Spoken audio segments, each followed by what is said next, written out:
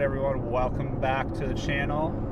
It has not been very long since the last upload, but we are on the YouTube grind right now, and the motto for this month and the rest of the year is content, content, content.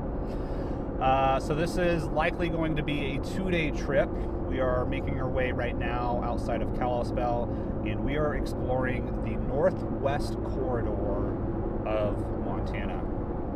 The main focus of this trip is actually on content gathering or content creation, looking to capture quite a few photos for Glacier County Magazine and Travel Guide. So some of you maybe have heard of them, especially if you're local, but essentially they are travel guide magazine for the state of Montana, and needed some content for this northwest area. Figured it'd be cool to do a YouTube video as well in that process, and here we are.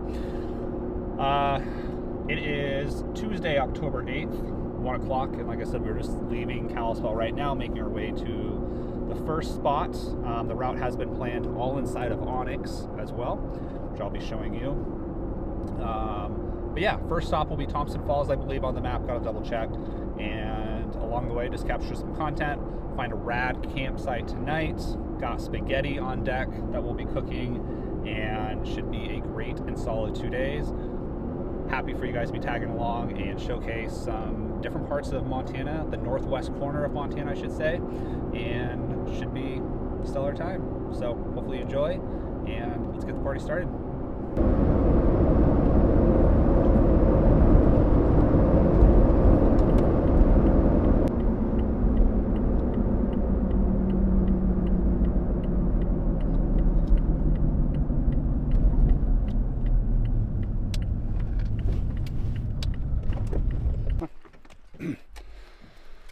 All right, so we just got off of Highway 2, pulled off on, I forget the name of this road already.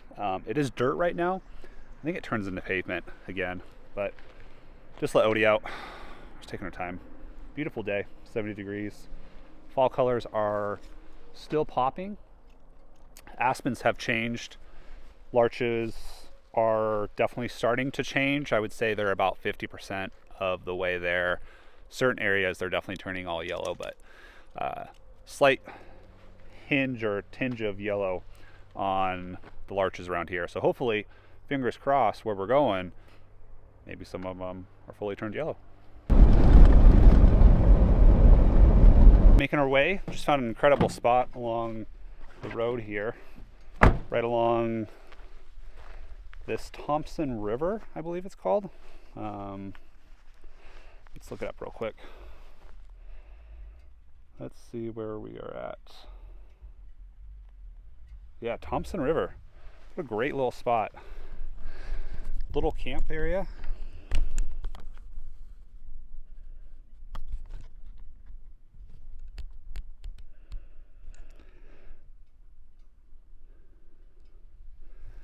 Little camp area, and it is right, right along this river here, which would be fantastic. So we're saving this. This would make a really good winter camping video. So we'll probably be back to this spot. That also brings up a really good topic of, hey Hunter, how do you find the spots that you go to? Just like I'm doing right now. I pick an area, download the maps, obviously on OnX, so you have them for offline use, and get out there and explore. 99% of the spots that I have found that are super unique, I've stumbled across by accident. Okay, just pick a general area, go out there, explore, and the satisfaction of finding an amazing spot like this is so much better than someone just giving away coordinates. Okay, it's part of the reason why I don't geotag spots either. I don't tag specific spots on YouTube, Instagram, etc. Get out there, explore, find the spots, and I'm telling you right now, the level of excitement when you find these types of spots is so much better than just rolling up knowing exactly where you're going. That's personally my personal opinion on this matter. But yeah, we're gonna chill here for a second. Odie is roaming. We might toss a line in here. Maybe fish a little bit, never know.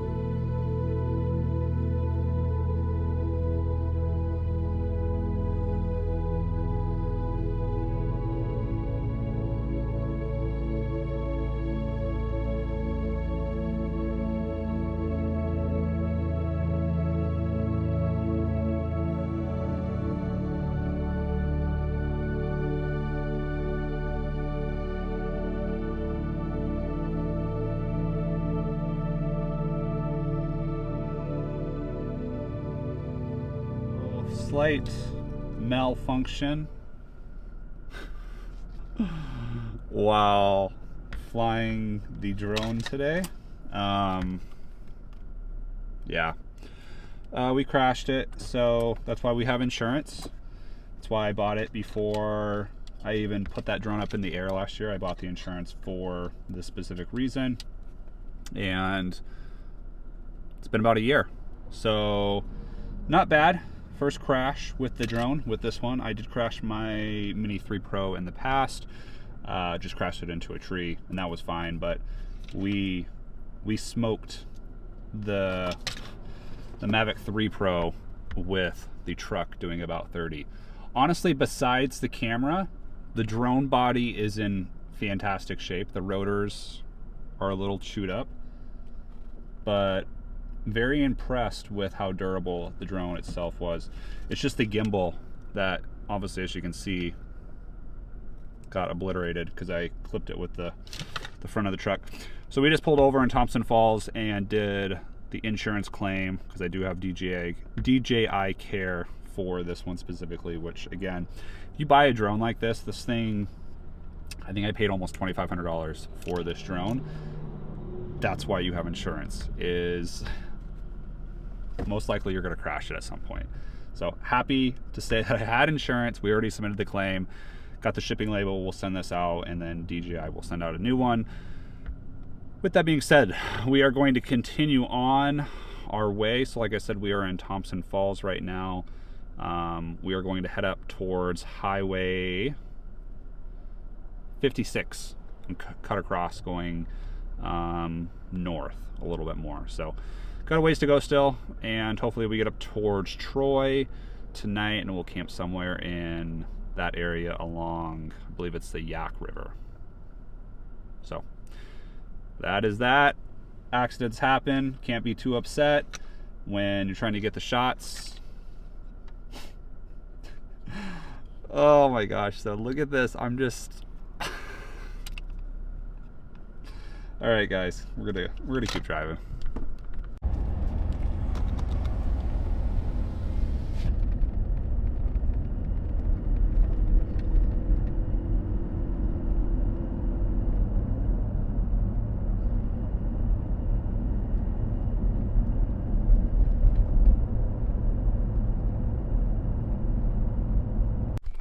All right, just pulled up to another little cool spot here, right off the road, and it's got this bridge. That's pretty cool.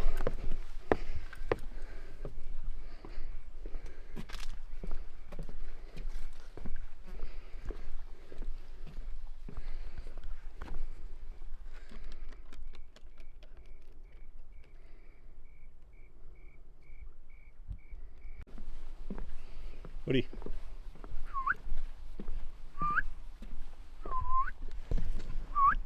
Come on.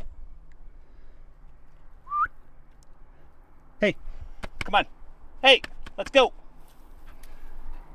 Come on. What are you doing?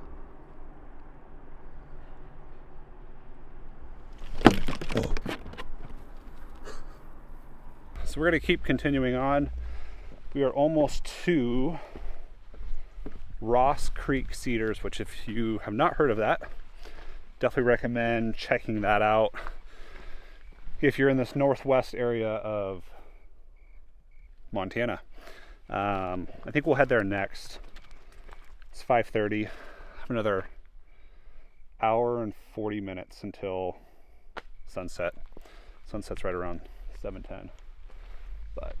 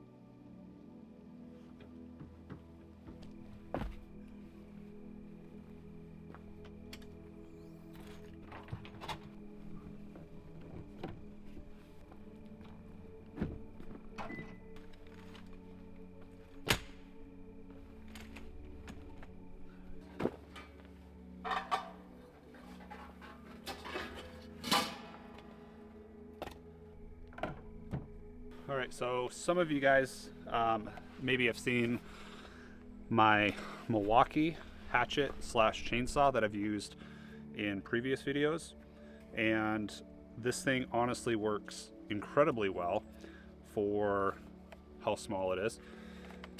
The battery is the 6 amp hour and lasts quite a while. I can probably get 2 nights of camping and cutting wood with this, obviously depending on how much, but I have found that 2 nights of camping, 2 nights of campfire is more than enough on one battery. So if I needed more, could always just bring another battery. But we are going to cut some of this deadfall that's around here. There's some stuff that was left here, and we're going to start a fire on the solo stove because we're going to be cooking on that tonight, using the griddle and using the Dutch oven, I think, as well on top to cook some of the meat and pasta and all that. But yeah, this thing works incredibly well, compact, no gas, and I mean, I've cut some damn big trees with this thing, so yeah.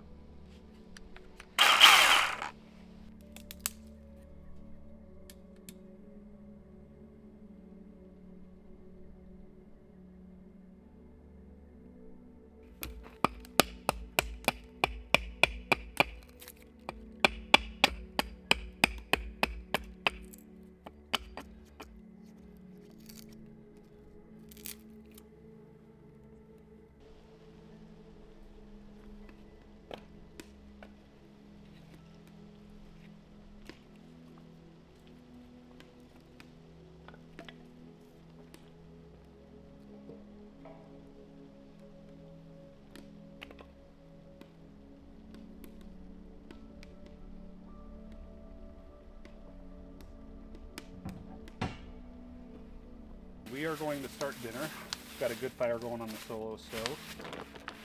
And we are making spaghetti. So pretty easy to make. We've got Old Salt Post. This is a pound of ground beef. And this is from Manic Ranch. So the same one in the last episode, where we stayed at the fire tower, there was, I used their steaks from Manic. So now we're using their ground beef. I have shells for the noodles, and then just some Classico tomato paste, tomato sauce, I should say. We're gonna try to cook most of this on the solo stove. See how it goes. I might boil the water for the noodles with just that cheap Amazon stove. Haven't quite decided, but it's gonna be dinner. We're gonna start it, and probably won't talk too much during making dinner, just so you guys can kind of enjoy the ASMR of everything that's going on right now.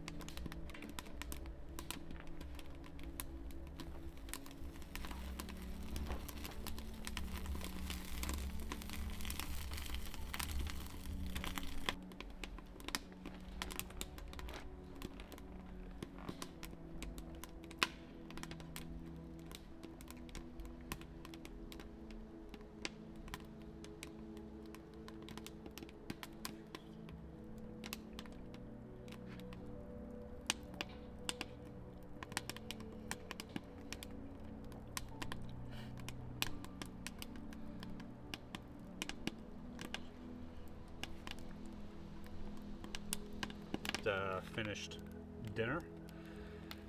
Basically, what I did is cooked everything on the solo stove, which turned out great.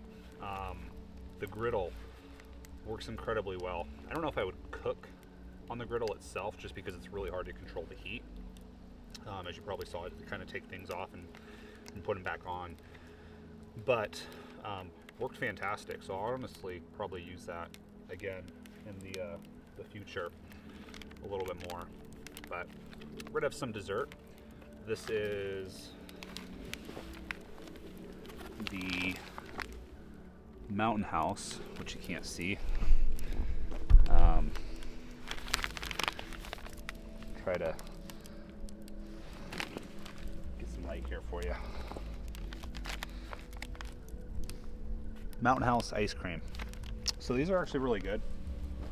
I really do enjoy these, to be honest. Different texture. So it is a freeze-dried item. You don't add any water to these. It's just basically an ice cream bar that is freeze-dried. A tip though, if you do have these, is to have some water nearby. They are dry, so when you start eating it, they taste just like ice cream. It's the craziest thing ever. It's freeze-dried. Oop, just lost a piece. Little dirt don't hurt. It's a freeze-dried ice cream bar, so it tastes just like an ice cream bar when you're eating it, but it's not cold. It's the craziest thing ever. My mom bought them for me the first time, and I said, I don't know if I can eat this, and I opened it. I ate 2 of them the first night. So they're great for camping. Obviously, like, I'm not gonna eat this at home, but great for winter because it's an ice cream bar. It's cold. No, it's not cold. And in the summertime, if you want a ice cream, obviously I don't have a dual zone fridge, but if you did, you could bring ice cream. But the alternative is just get one of these. So they're good. I'm telling you, it is the craziest thing when you first try these.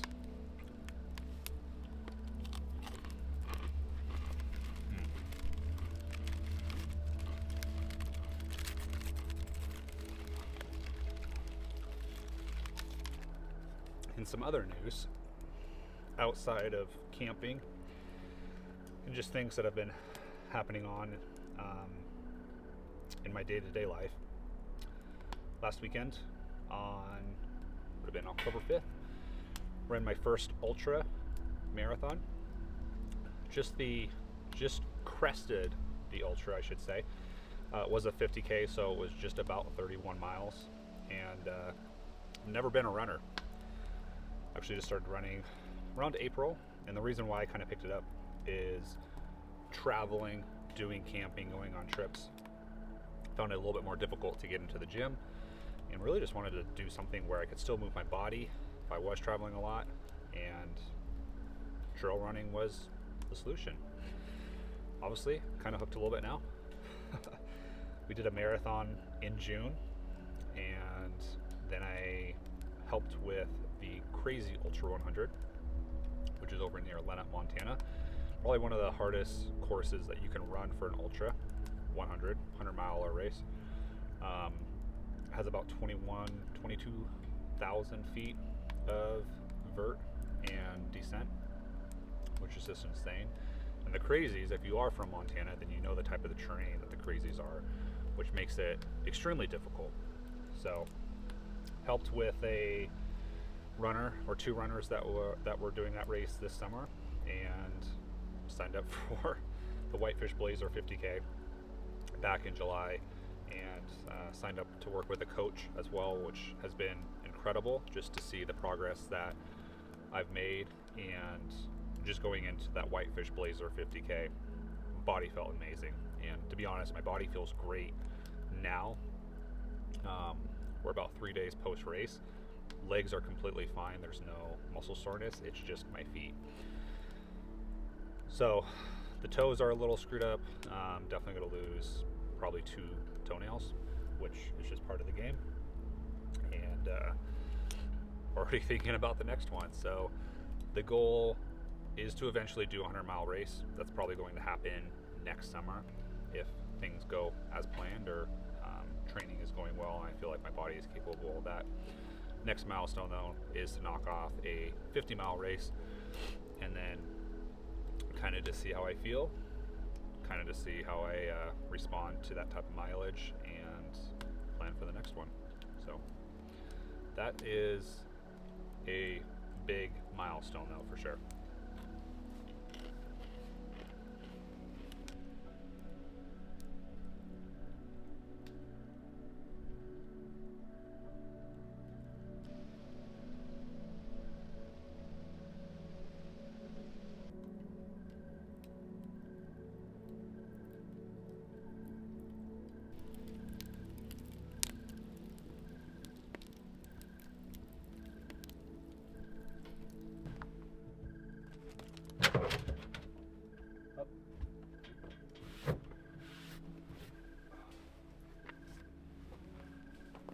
Alright guys, about 9:20, and been a long day, so we're gonna go ahead and crawl up inside the tent. Fire's pretty much out, and yeah, we're gonna call it evening and get ready for tomorrow, because it's gonna be another long day. Got a lot of adventuring tomorrow. I brought my pack raft as well, so I think we'll stop somewhere and fish tomorrow for sure, and we'll be near a lot of water. Until then, it's bedtime. See you guys in the morning.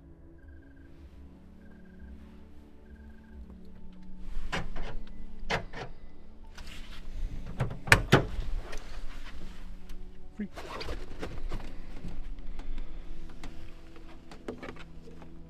Go ahead.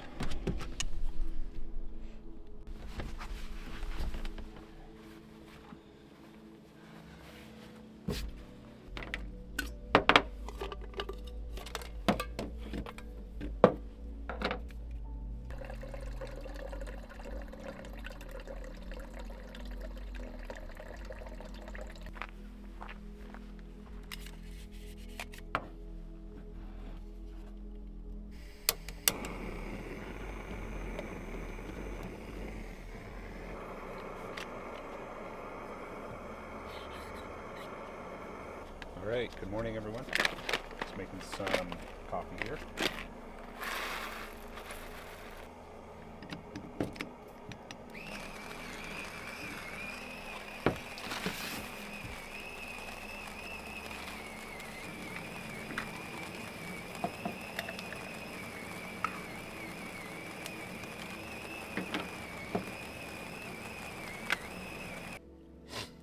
So we are testing out this little device here. This is the iKoffy brew, and essentially what this is a scale to ensure that you are accurately measuring out, or if you want the optimal cup of coffee, I should say, the correct portion of coffee grounds and water, which to be honest I've always just eyeballed it.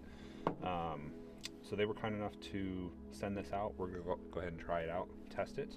There is also an app that you can use. So they have recommended brews on there, which is pretty cool. Shows the battery life. We are going to do a DIY.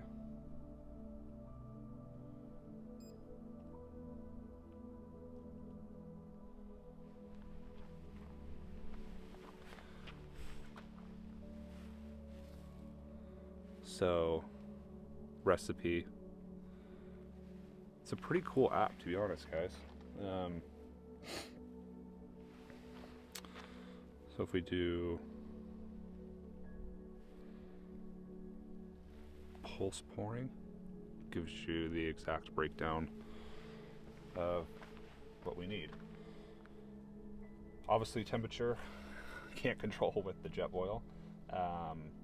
But yeah, let's go ahead and try this. So 15 grams of coffee. So we're gonna go ahead and press or push the, place the AeroPress on there. we're going to tar this out. That does.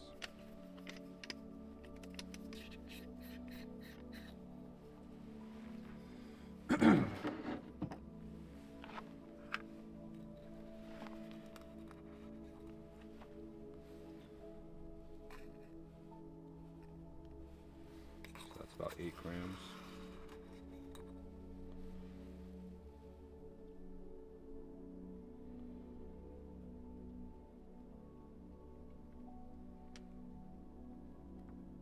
And 15 grams of coffee. Give that a little shake. Cool. Important thing to tar it out, tear it out. There we go. And then we're going to do 240 grams of water.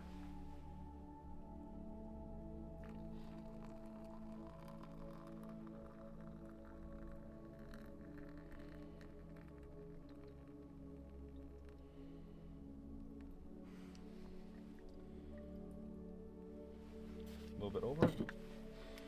We're going to stir this.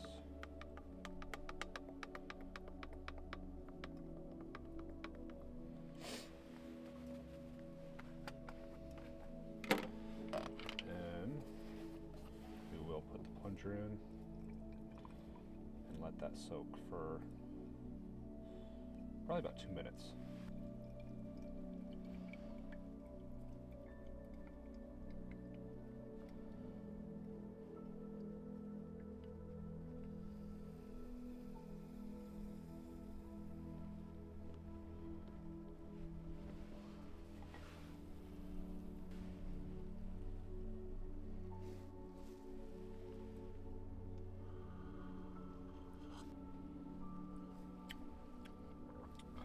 Yeah, guys, it's good. So this, as you can see, the little scale reader is here on the bottom where you turn it on and zero it out. It's pretty cool.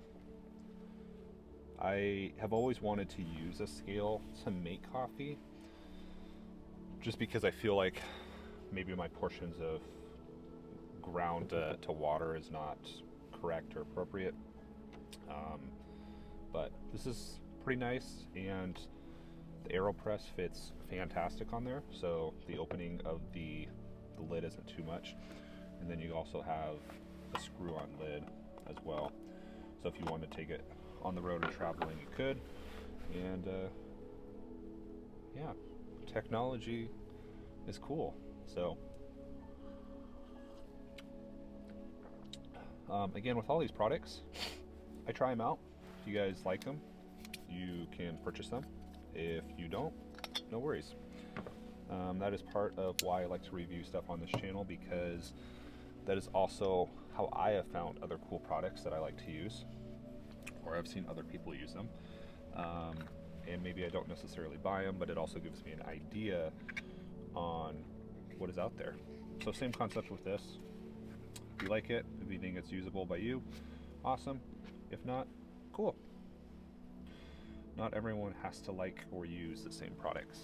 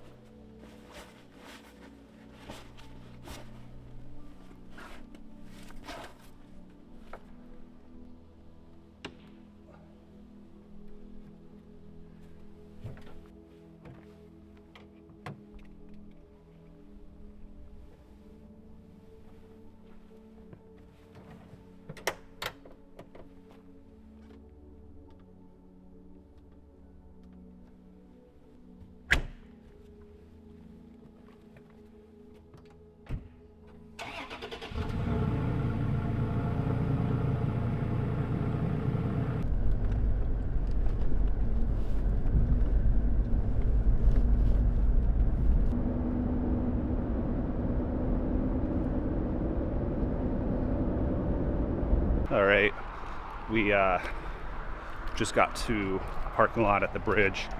Only one here. The sunrise right now is incredible. So I'm trying to hurry down. It's about a half mile down, so it's not terrible, but it's lighting up the sky right now.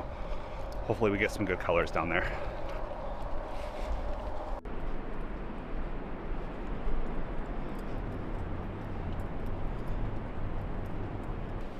The sunrise right now is incredible, especially with these fall colors. I'm just hoping we make it in time. Literally rushing.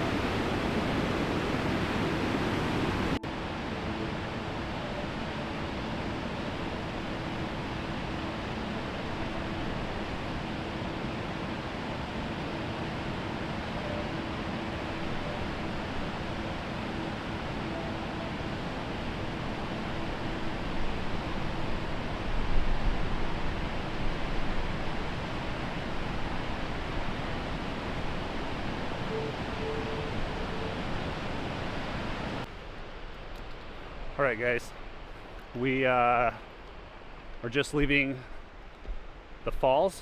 I think we got some pretty great shots, and this place is absolutely incredible. I think the thing that I think about the most is just the amount of water that passes over these falls every single day. Then you compound that over the course of a year and longer, and it's just incredible to think about. Water is powerful, water is amazing, and I'm thankful to be able to visit spots like this. We're walking back to the truck now, just a short trek back, and we'll continue into the town of Troy, Montana, which I believe, I gotta double check, is technically the lowest spot in Montana. I'll let you know when I get there. I'll let you know the elevation as well, but great start to the day. great sunrise, feeling extremely grateful.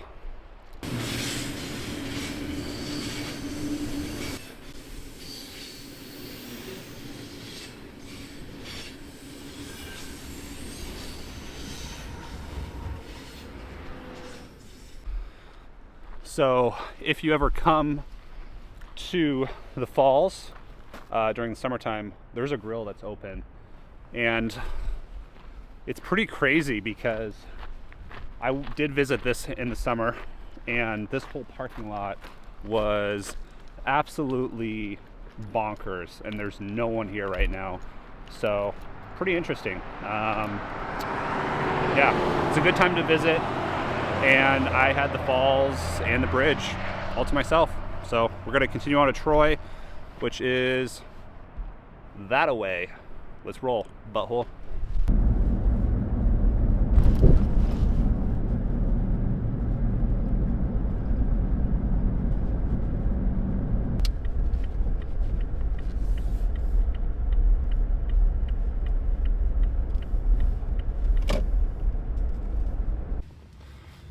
So we just stopped at the market here, Watson's Market, and just got some breakfast. So when I'm camping and just need something quick, I love Greek yogurt, and I'm also a fan of this Nature Valley granola just because it's super crunchy. So good breakfast, carbs, fats, protein.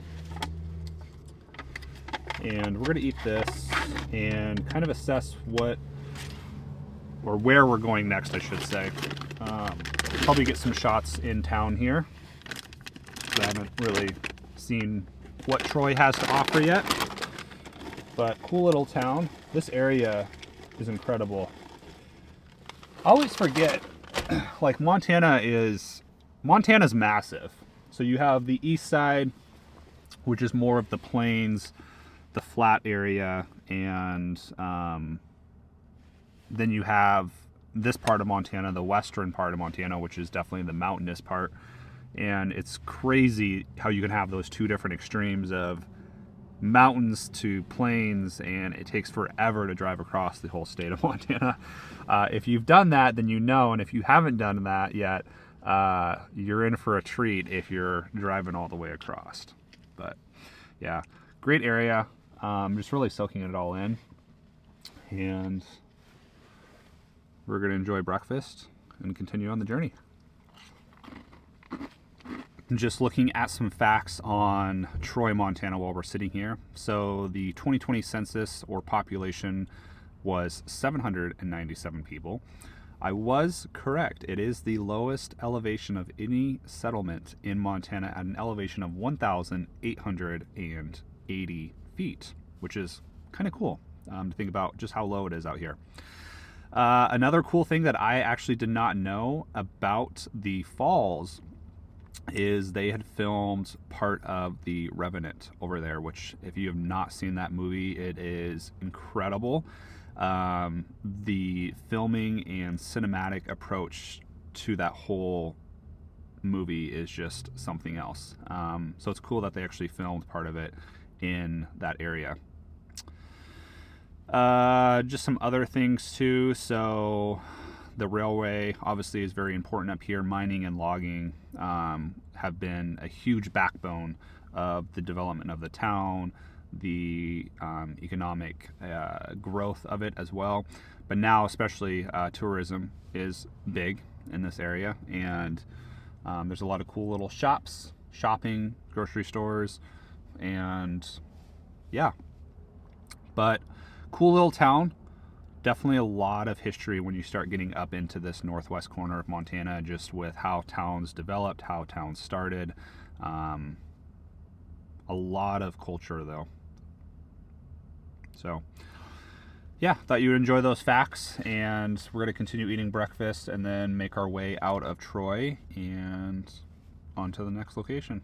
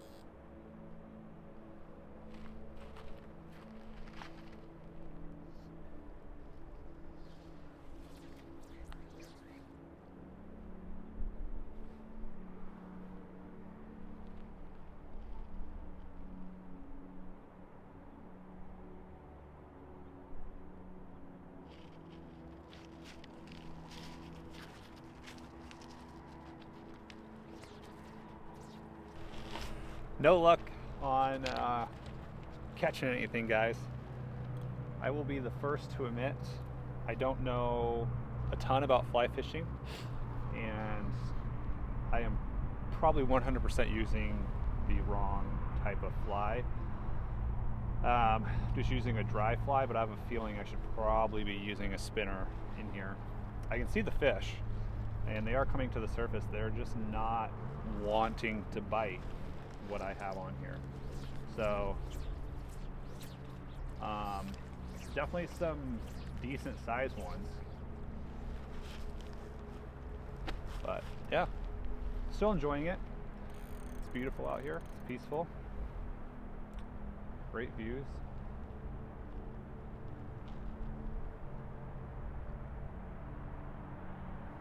Definitely on my bucket list, or my things that I need to get better at for next year, summer 2025, because I'd love to get better at fly fishing. More so identifying what I need to be using, where and when, to essentially target the fish that I'm trying to target. I need like the what is that? The dummy book, Fly Fishing for Dummies. I need like a cheat sheet card to take with me out here.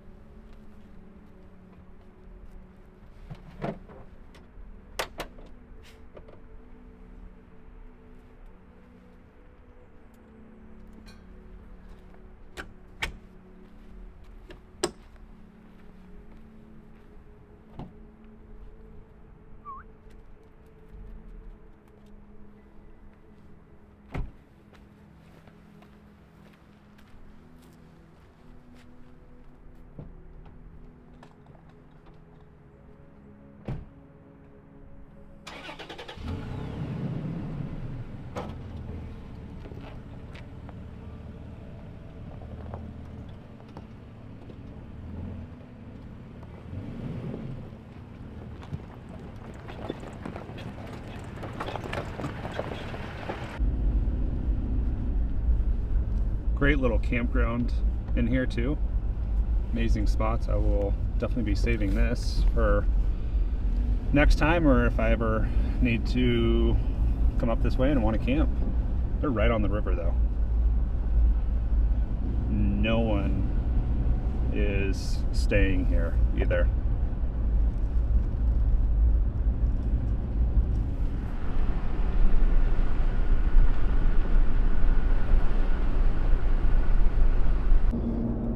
So we are now on Highway 508. We turned off of Highway 2 very close to the Idaho border, and we're going to be making kind of a larger loop. And we'll actually drop down north of Libby. So we will go through Libby. That'll be the next major town, but the scenery is breathtaking out here. Again, I 100% have got to get back up here this next summer just to explore more of the area. And ultimately that's kind of what this trip is just, you know, kind of getting up here, seeing what's out here, kind of saving some camp spots, areas that I want to come back and exploring. And that is part of the process of finding some amazing spots to come back to.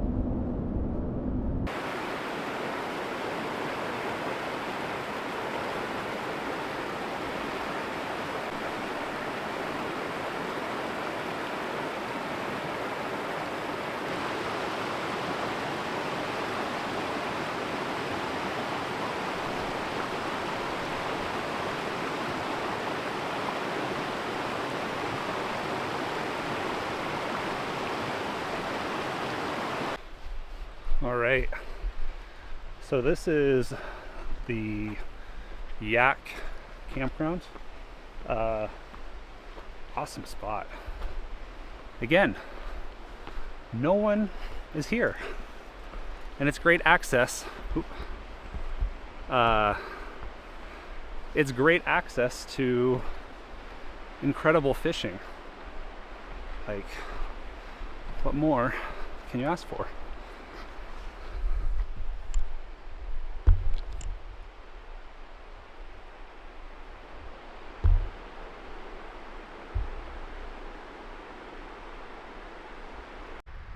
All right, so we are at another campground.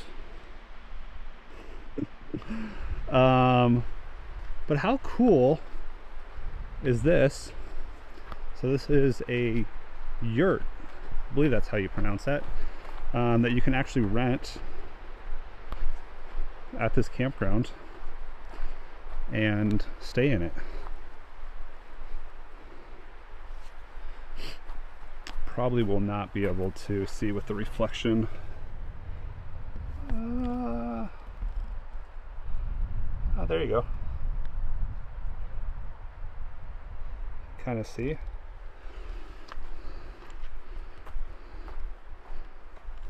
And then you got river access right down here.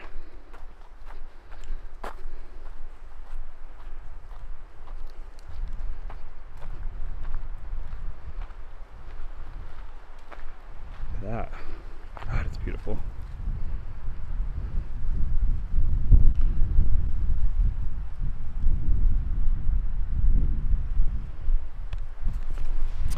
So pretty darn cool. I'm gonna have to add this to my list. I would totally stay in this thing. I think the sign at the front giving it a campground, I think it said it's about $25 a night. I'm assuming you have to reserve that on recreation.gov would be my guess. I think I have seen that on there as a possibility to rent. Again, this campground is empty. No one's here. And it's beautiful. So just another gem that you find out exploring, stopping at these roads, these campgrounds. Just again, future trips when I come out here, I know where I can stay. We just got into Yaak, and we are going to go into the mark here, get something to drink, and continue on. This is a really, well, I wouldn't even consider it a town, to be honest. I don't know if you can see that. Oh, yeah, right there. That's the gas and diesel, and it's just one pump, which is wild. But yeah, we're gonna go in there and get something to drink, and just an awesome journey. It's fantastic.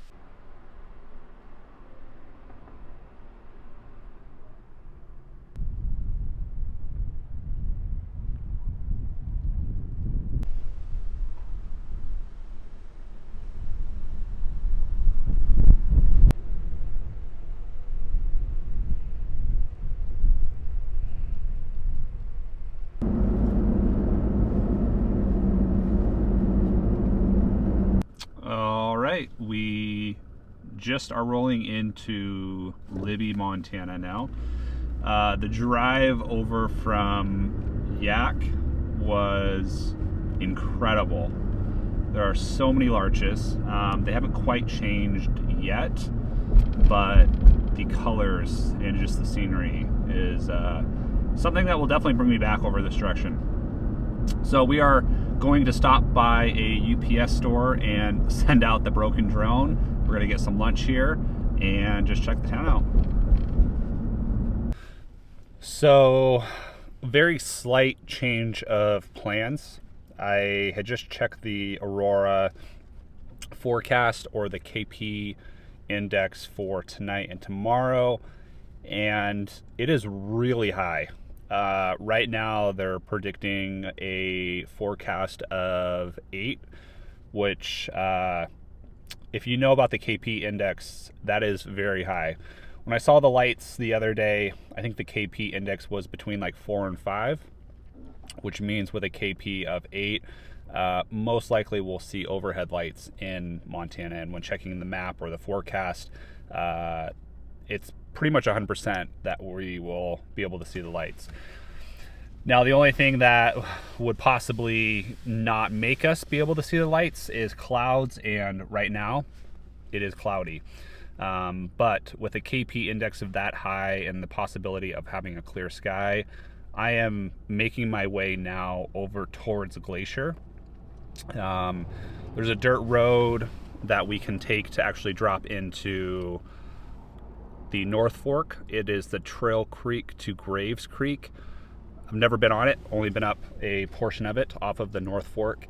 And we're gonna drop over into Eureka and then head down on, see, that is 93, heading south, and then we'll turn left off of 93. And basically take that all the way over to the North Fork Road and go up to the fire tower that we stayed at a couple weeks ago, because I think that will be a pretty epic viewpoint of Glacier.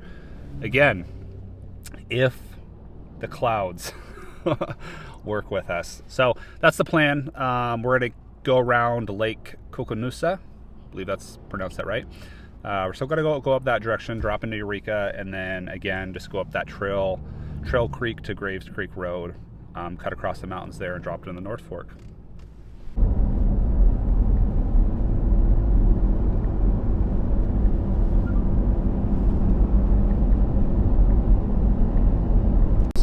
We are on Graves Creek Road right now, making our way over towards the North Fork. It's still pretty cloudy. I think it's going to be hit or miss with the lights tonight. If I feel like it's not going to be a good chance, I might call it and just head home tonight. But I also might just wing it and wait it out. Tonight and tomorrow, the lights are going to be really good. And if there's a chance for both nights, I think I should just honestly take both. But yeah, we're gonna make our way up and over. It is a good trek. I think it's about 30 miles to get over to the North Fork. So slow going, and ETA to the lookout right now is about an hour and a half.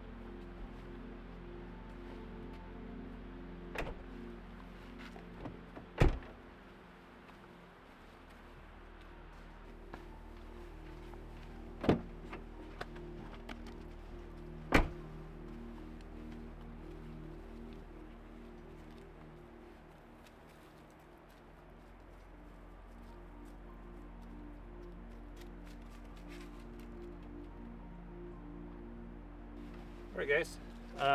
So we are on the North Fork.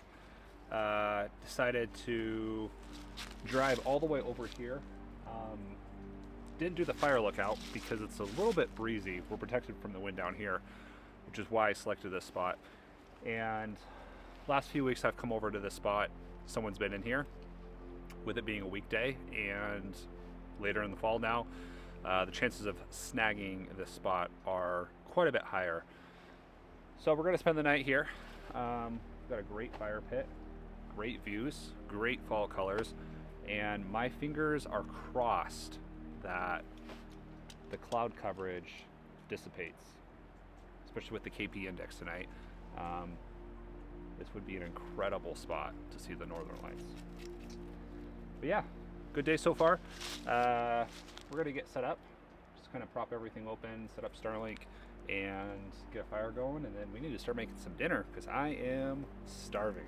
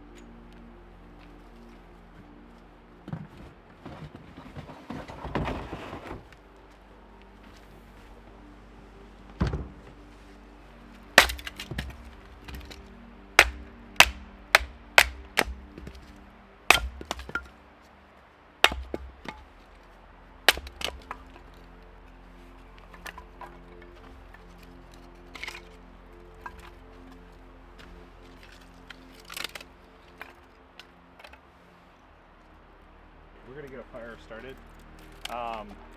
Just changed into some different clothes too. So feel a lot better after getting some wood. But get this bad boy going.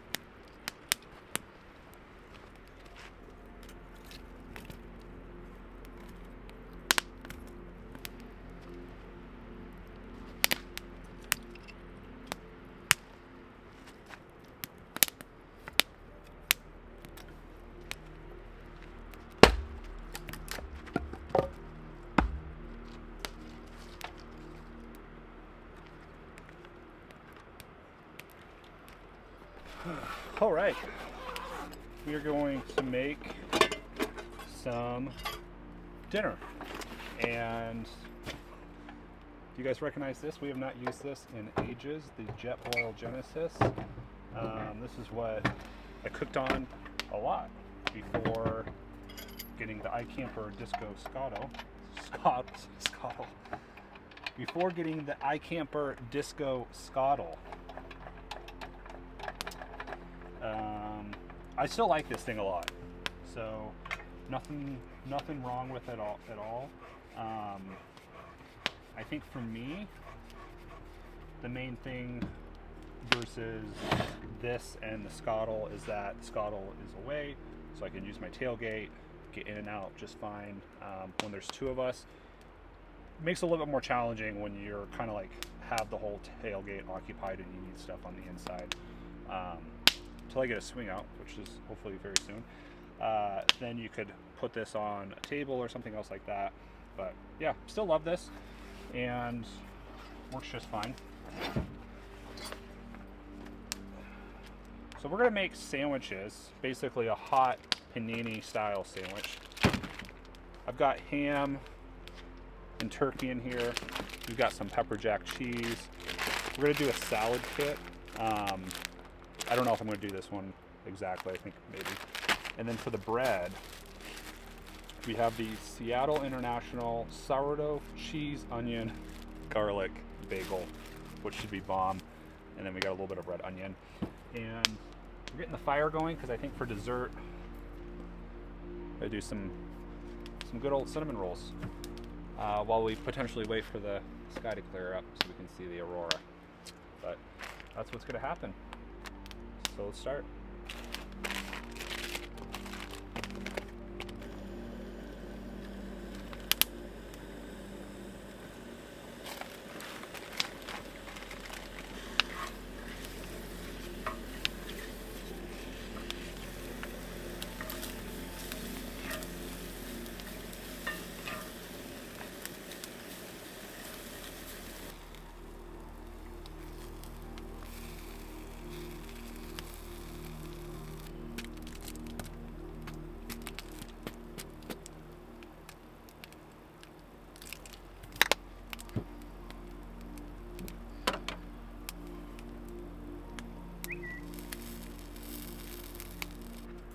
All right, guys.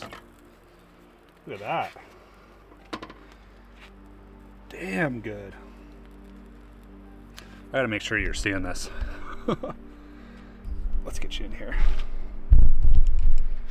Damn. Crispy. And then we just shook the salad in a Tupperware and we're all set.